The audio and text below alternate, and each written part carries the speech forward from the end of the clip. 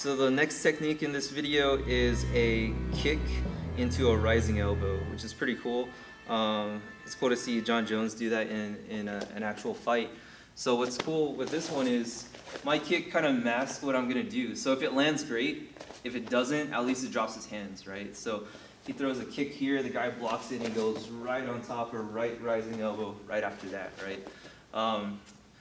That's really good because you are making him drop his hands, and if it does make contact, he's going to be bending over. Boom, I kicked him here, and the rising elbow lands just like that.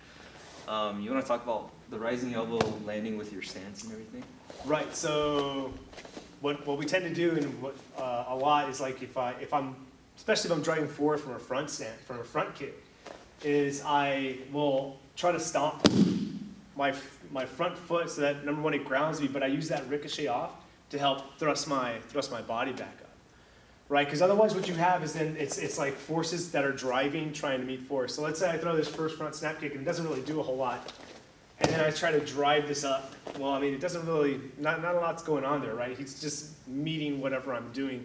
I have to drive a lot. I have to out-muscle and out-power him, right?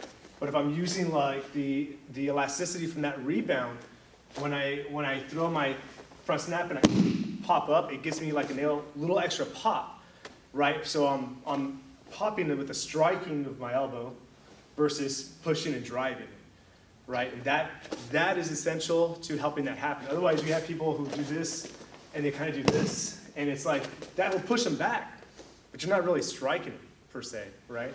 I want this to come and this kind of help launch my elbow into the rib, and if I drive it all the way up, then it's going to just drag and knock whatever comes in its way.